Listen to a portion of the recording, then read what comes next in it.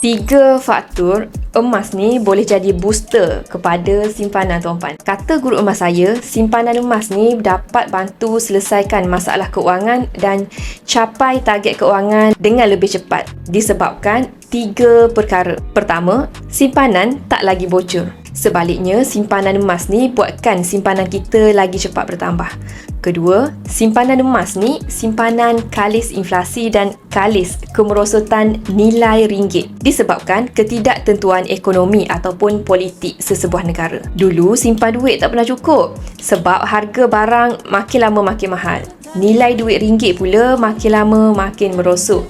Tak terkejar, bila simpan emas, simpanan kita kalis daripada masalah semua itu. Ketiga, kenaikan harga emas melebihi 10% untuk beberapa tahun kebelakangan ni yang menjadi booster tuan-puan capai target keuangan dengan lebih cepat. Walaupun kenaikan harga emas secara puratanya sekitar 10% setahun, tapi ada tahun melonjak sampai 20% dan ada tahun yang melonjak sampai 50% iaitu awal tahun 2026.